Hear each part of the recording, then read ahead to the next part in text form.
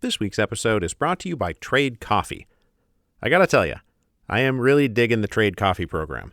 It's been great. I drink coffee every morning without fail. It's a part of my morning routine. But now, instead of just drinking the same thing over and over again, I get to try a bunch of different blends. And when one bag is running out, voila, a new one arrives in the mail. Trade is drawing from like 60 different roasters, all of them small businesses who pay farmers fair prices and sell sustainably sourced beans from around the world. So it's nice to be connected to these independent operations who are putting out really high quality stuff that I would otherwise not have gotten, and I have yet to be disappointed. So like just this morning, I cracked open a new bag from PT's Coffee in Topeka, Kansas. I got the Flatlander Blend, which is a mix of chocolate and tangerine and mixed almonds. Great. So shout out to PT's Coffee in Topeka, Kansas. Right now, Trade is offering new subscribers a total of $30 off your first order plus free shipping when you go to drinktrade.com/revolution. That is more than 40 cups of coffee for free. Get started by taking their quiz at drinktrade.com/revolutions and let Trade find you a coffee you'll love. That's drinktrade.com/revolutions for $30 off. This week's episode is also brought to you by Harry's. I got a package in the mail from my old friends at Harry's, and it is their newly redesigned handle. The razor and trimmer are exactly as great as they've always been, and I'm just as well groomed and smooth as ever. But the new handle looks and feels great. It still does not have a bunch of cheesy gimmicks attached to it. It's just a very nice, well-balanced handle that gives me a very nice, well-balanced shave. And that's all it does, because that's all I need it to do. It's great. Harry's is giving their best offer to our listeners. First-time Harry's customers can redeem a starter set for just $3 at harrys.com/revolutions. That includes a 5-blade cartridge, a weighted handle, foaming shave gel, and a travel cover to protect your blades on the go.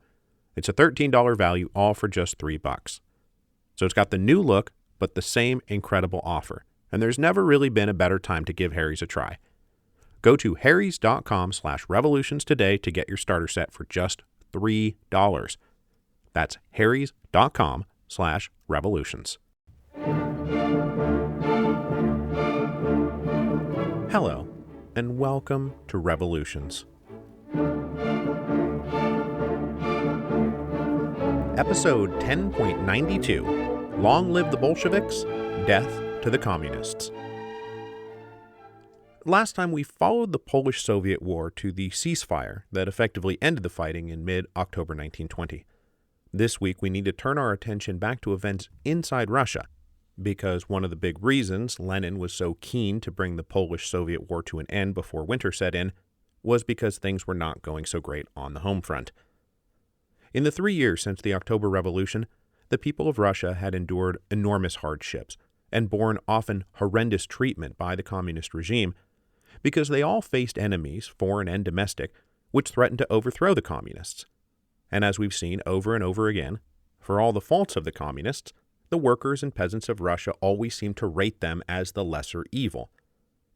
Well, by the middle of 1920, most of those enemies seemed to be defeated, and with no greater evil to hold up in comparison, the workers and peasants of Russia appraised the communists on their own merits with an undistracted eye, and found them wanting. And so the communists now faced threats not from white armies or Western allies or rival neighbors, but from their own people. But before we get into all that, we do need to wrap up one major loose end, because throughout 1920 there was still a white army out there in the field keeping the flame of civil war burning. After the failure of the Moscow Directive campaign in 1919, General Denikin resigned his command and departed Russia, and he named as his successor General Pyotr Wrangel, who had been one of his best generals and who had since established a base in Crimea, making the peninsula the last bit of territory under white control. In the spring of 1920, Wrangel had about 30 to 35,000 troops left under his command, but he appeared, at least on the surface, to understand that the biggest reason the whites had been losing the Civil War was due to their political strategies, not their military strategies. The problem, as I just mentioned, is that the people of Russia always seemed to consider the whites to be a greater evil than the reds. So he declared his intention to wage a different kind of war. It is not by triumphal march from Crimea to Moscow that Russia can be freed, he told the press from his base in Crimea, but by the creation, on no matter how small a fragment of Russian soil, of such a government with such conditions of life that the Russian people now groaning under the red yoke will inevitably submit to its attractions. What this meant was showing the people that the whites did not represent the restoration of the old Tsarist regime, and more importantly, that they did not stand for undoing all the land redistribution that had gone on since 1917. And he later said in his memoirs, "The question had to be settled for an important psychological reason. We had to tear the enemy's principal weapon of propaganda from him. We had to allay the peasant suspicions that our object in fighting the Reds was none other than to restore the rights of the great landed proprietors and to take reprisals against those who had infringed on those rights." So, okay, so far, so good. He's got a good bead on what's gone wrong. But even as Wrangel asserted the necessity of demonstrating their benign intentions and their understanding of the needs of the people of Russia, the officers and politicians and officials who surrounded him failed in this basic task. So, for example, they finally did publish a land law in late May that, at least on its surface, appeared to be something that would reconcile them to the realities of post-revolutionary Russia. But in pages and pages of fine print, the land transfers would require annual payments to the dispossessed former landlords that might take a generation or more to pay off. It also looked like, in many cases, people wouldn't even get that far.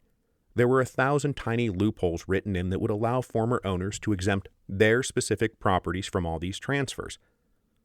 So even as Wrangel trumpeted the need to recognize the needs of the peasants, the people around him just couldn't bring themselves to acknowledge the revolution in land. More visibly, they couldn't bring themselves to play nice, to demonstrate that they were not out to take reprisals against those who had supported the revolution. So in Crimea, Wrangel's government initiated a low-grade white terror aimed at anyone who was even mildly critical of the whites. They imprisoned thousands of workers and peasants for suspected Bolshevik sympathies. Hundreds were summarily executed for alleged subversive activities.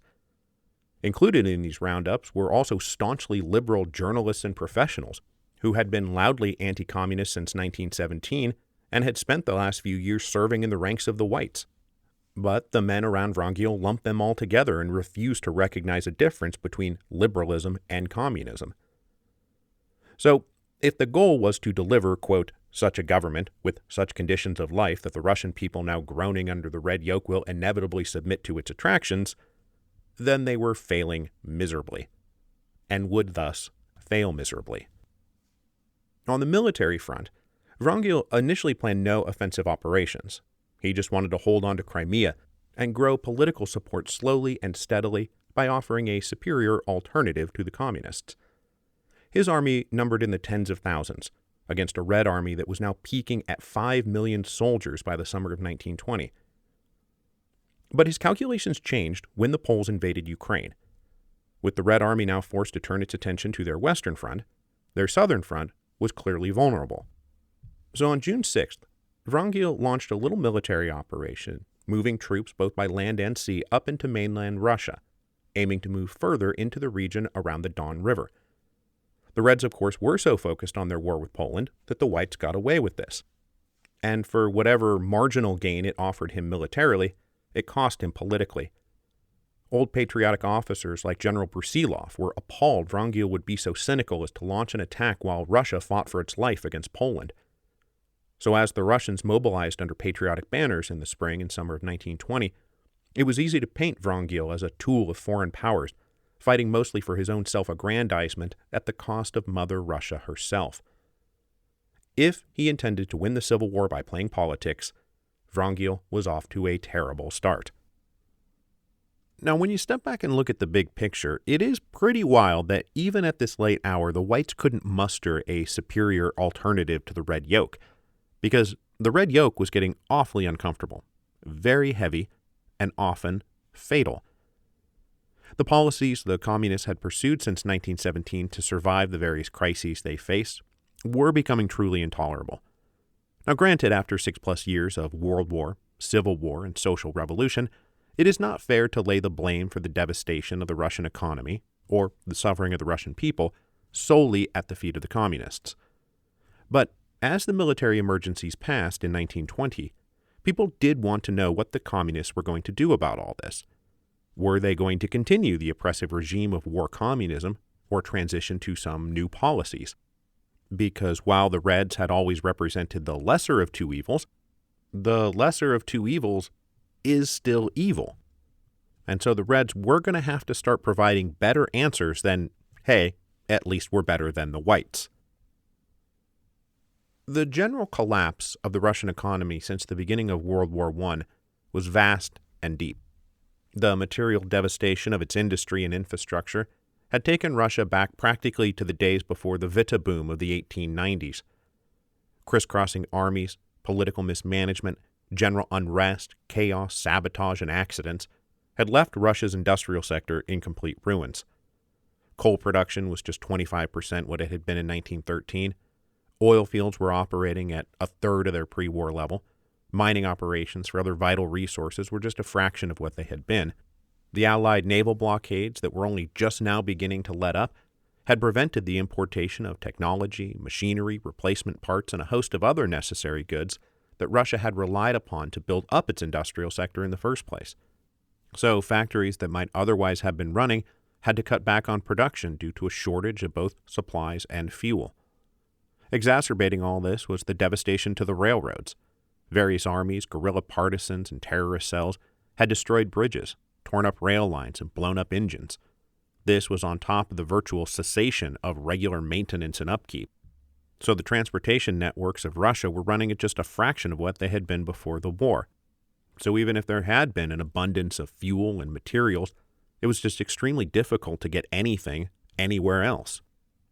So by the end of 1920, this all added up to the fact that industrial output in Russia was running at just 20% what it had been in 1913.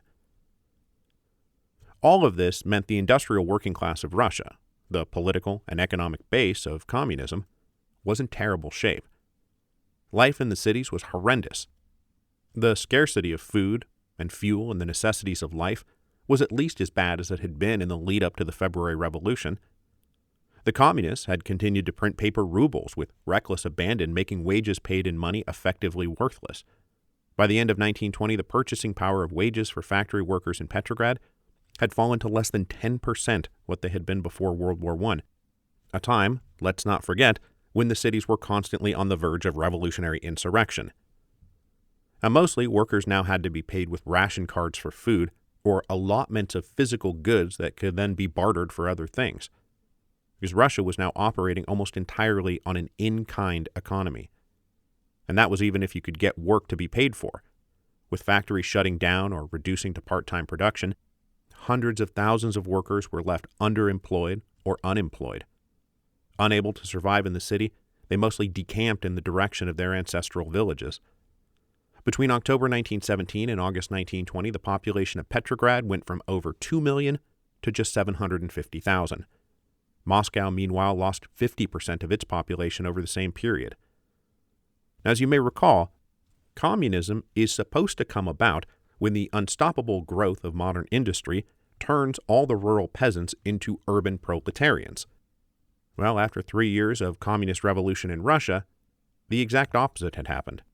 The urban proletariat was turning back into rural peasants, and this was going to be a problem for the communist regime in Moscow. Those workers who remained workers, meanwhile, were getting awfully pissed at where the communist regime in Moscow was taking the revolution that had allegedly been waged on their behalf. The initial Bolshevik decrees of late 1917 had promised worker empowerment, control over factories, and a general democratization of management. But this had given way to a system of nationalized ownership, centralized management, and the reintroduction of hierarchical systems, where the bosses made all the rules and the workers were supposed to just put their heads down and comply. Now, for years, all of this had been justified by the never-ending emergency of civil war, because everybody did understand that it would be worse if the whites restored the capitalists to power. But now this threat was receding, and the justification for mistreatment of the workers was receding with it. And so in 1920, labor unrest started to grow. In the first half of 1920, 3/4 of all Russian factories were hit by some kind of strike, and their angry resentment intensified when the communist authorities greeted these strikes not with friendly understanding, but angry crackdowns. Striking workers were punished harshly. They were arrested. Their leaders were often shot by the Cheka, who, in the eyes of the working classes, were now becoming virtually indistinguishable from the Tsar's Okhrana, except perhaps that the Cheka was more brutal. And the thing is, the Bolsheviks had never intended to implement the system of worker-owned and operated factories that their declarations of 1917 seemed to indicate. And in retrospect, we can all see clearly that those declarations were mostly about securing support from the workers for the October Revolution. But some members of the Communist Party, particularly those around Trotsky, now laid plans to move beyond even the basic nationalization and centralization program. In Trotsky's estimation, the one institution that had really shined over the past several years was the Red Army. Trotsky believed that the military might now serve as the model for the economy as a whole. That if they wanted to avoid capitalist trappings like wages and markets and profit to drive economic production, that a good alternative might be adopting the methods, discipline, and organization of the army. Trotsky firmly believed that had the Red Army continued to rely on volunteers to fill its ranks and army-wide democracy to make decisions, that they would have lost the Civil War.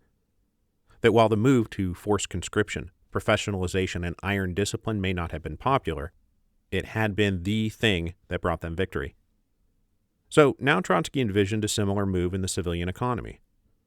He wanted to make the central government akin to a general staff, planning campaigns and battles, and organizing the people into companies and brigades and divisions to carry out orders. Trotsky envisioned the militarization of the economy in quite literal terms. If shoes needed to be manufactured or railroads built or timber cut down, then Soviet leaders could draw up a plan to go win these battles on what was now referred to as the economic front. So as the Red Army campaigns against Admiral Kolchak and General Denikin wound down at the beginning of 1920, Trotsky reorganized soldiers who were on the verge of demobilization into what were called labor armies. The first labor army was formed in January 1920, the second labor army formed in February. They were put to work chopping timber, repairing railroads, procuring food, all under strict military discipline. Trotsky's plans, however, were not universally embraced by his fellow comrades, and indeed a growing number sympathized with the workers, who were, after all, supposed to be the main beneficiaries of the socialist revolution, and instead seemed to be as maltreated and exploited as ever, and were now going to be conscripted against their will into an economic war. The militarization scheme would only make things worse. Would a justified strike be marked down as disobeying orders? Would somebody who slept in for work be considered a deserter and shot on sight? This was all crazy. So a group loosely organized itself into what we now call the workers' opposition, those who wanted to defend the proletariat as human beings, as workers, rather than as some abstract entity that justified the communist regime. As a practical objective, the workers' opposition focused on maintaining the independence and autonomy of labor unions. And leaders like Trotsky now treated unions as anachronisms. They were necessary under capitalism to organize the workers and grow power, but now that the Communist Party was in power, and they were the party of the workers, unions were unnecessary. They should in fact be subordinated to the state, because the state was, after all, run by the party of the workers. Now, intellectually, this all sounds very neat, but those Communist Party members who had come from the working classes rather than from the intelligentsia were not so convinced. A guy called Alexander Shlipnikov, who had risen as a labor leader in Petrograd's Vyborg district to become the first commissar of labor, was at the forefront of this movement. He was joined by Sergei Medvedev, who had started working in factories as a teenager back before the revolution of 1905. And then at the beginning of 1921, they were joined by Alexandra Kollontai, who was not exactly working class, but who had become a leading critic inside the inner circle of the Communist Party against the kind of authoritarian bureaucracy that appeared to be setting in. The workers' opposition planned to fight tooth and nail to prevent all of this from becoming permanent. Now, if the workers in the city were getting disillusioned with the communists, the peasants out in rural Russia were already well past furious. They had been enduring forced requisitioning for years, and as the wars continued and the economy collapsed, things only got worse. Confrontations between peasants and the food detachments were often bitter and bloody. Soldiers ransacked villages, abusing men, women, and children. They held family members for ransom until withheld grain was produced. This often led the peasants to simply stop working the fields to produce anything more than what they needed for their basic survival, because the food detachments were only supposed to be carting off their surpluses. If they didn't make surpluses, there wouldn't be anything to cart off. This contributed to a general collapse in the agricultural sector, paralleling the collapse in the industrial sector. By 1920, the amount of land that was being harvested in Russia had dropped to about 60% of what it had been prior to World War I. Now, general chaos, death, famine, and crisscrossing armies had done their bit to drive so much land out of cultivation, but with the realities of war communism leaving the peasants without any incentive whatsoever to grow more food than they absolutely needed, they just stopped doing it. This, unfortunately, caused even worse problems. The communists now took it for granted that the peasants were deliberately hiding their excess grain, and so they set their demands accordingly. So, though yes, the peasants did absolutely hide food and fodder, in the big picture, food detachments were now coming in and calling surplus things that were not actually surplus. It was just the food they needed to live on. Lenin later admitted as much and said, "The essence of war communism was that we actually took from the peasant all his surpluses, and sometimes not only the surpluses, but part of the grain the peasant needed for food. We took this in order to meet the requirements of the army and to sustain the workers." So, obviously, the leadership in Moscow considers this all regrettable but necessary. The peasants considered it infuriating and cruel. And so, they started fighting back. In 1918, roughly 2,000 food requisitioners were killed by angry peasants. In 1919, that number grew to 5,000. By 1920, it had grown to 8,000, and general revolt was very much in the air.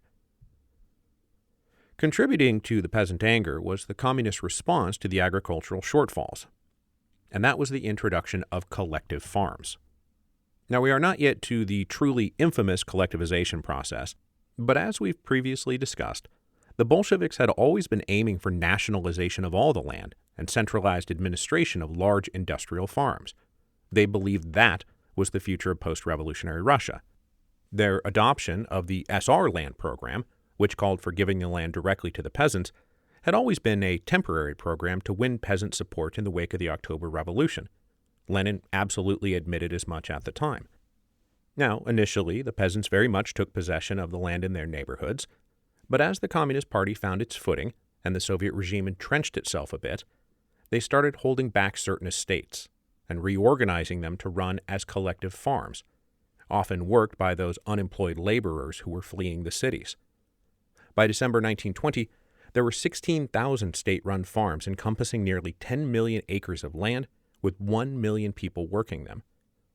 All of this was an affront to the local peasants who expected and demanded to take that land over. In 1920, the low-grade resistance and skirmishing started blowing up into much bigger rebellions.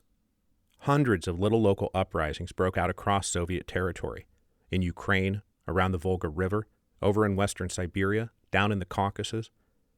It really looks like as soon as the peasants were confident that the whites were gone and no longer threatened to overthrow the revolution completely, that it was safe to start resisting the communists, to start fighting over what post-revolutionary Russia ought to look like. And as we've seen before, they often rose up under banners like Soviets without communists, but always and everywhere they demanded an end to the forced requisitioning and the food detachments. Moderate demands were for a regularly assessed tax, with the peasants then allowed to trade or sell whatever surplus was left over. More radical demands were for the complete overthrow of the communists. In plenty of places, the rebranding of the Bolsheviks as the communists had never been fully appreciated, and so they would rise up shouting things like, "Long live the Bolsheviks, death to the communists," because they believed they were two separate groups, that the Bolsheviks had given them land, and now these treacherous communists were trying to take it away. The most immediately threatening of these peasant uprisings broke out in the Tambov region southeast of Moscow. This is the spot I mentioned a few episodes back that was so alienated by their treatment at the hands of the whites in 1919 that the locals offered the whites no support against the Reds, even though they were going to launch a huge uprising against the Reds just a year later. Well, here we are. It's a year later. The uprising started in August 1920 when food detachments came around demanding allotments that would leave the locals with just about 10% of what they would actually need to survive. When the Red soldiers got violent and beat an old man to death in front of an entire village, the villagers got real mad. They were really, really mad because the grain that they had been abused into handing over was then taken to a nearby train depot, where it sat and rotted on account of how crummy the train system had become. As the uprising in Tambov spread, old guard SRs started coming out of the woodwork to take over. The most important of these leaders was Alexander Antonov, a radical left SR who had been driven underground after his party's break with the Bolsheviks, and who had prosecuted a low-grade terrorist campaign ever since. He had been sentenced to death by the communists, and had attained a certain cult status as he managed to continuously outwit, outfox, and escape his communist pursuers. As there were only about 3,000 total Red Army soldiers garrisoning the whole province, Antonov was able to effectively overwhelm both them and the initial reinforcements sent in to support them. By the time the fall of 1920 arrived, Antonov's insurrectionary army was numbering in the tens of thousands, and they were waging a full-blown and highly effective guerrilla war. Their movement would still be growing unchecked by the end of 1920, and they organized a political apparatus to go along with it called the League of Working Peasants. This league issued a manifesto in December 1920 that demanded not just free trade and free movement of goods, and of course the end of grain requisitioning, but also a litany of SR-inspired ideas, points that the Bolsheviks had once upon a time readily endorsed, but had long since abandoned. For example, the convening of a democratically elected constituent assembly, worker control of factories, self-determination for all nationalities of the former Russian Empire, guarantees of political and civil liberties, and of course, the full implementation of the law on socialization of the land, which is to say confirming the Land Decree of 1917 as the law of the land and abandoning nationalization, centralization, and collectivization. Antonov's rebels in Tambov fought under the red flag, and they clearly posed a major threat to the communists going into 1921, because unlike the whites, they offered an extremely popular socialist program for the future of Russia, one that might tend to make the communists the greater of two evils. To wrap this up today, we'll go back to where we started, with Pyotr Wrangel's little white army hovering around down in the south. Now, since this is about to be the end of them, I don't want to leave without noting one last time how extremely funny it is that even with all of this popular anger against the communists, people being so angry at them that they are going into open rebellion, that none of those insurrectionary groups even considered joining forces with the whites. They just wouldn't do it, because even now, the Reds may be bad, but the whites were even worse. And so Wrangel's little push up out of Crimea never went anywhere or accomplished anything. His strategy to win the war politically did not so much fall on deaf ears as on the ears of people who could still hear loud and clear what the whites represented. And so he garnered no popular support. Nobody new joined him. Nobody old rejoined him.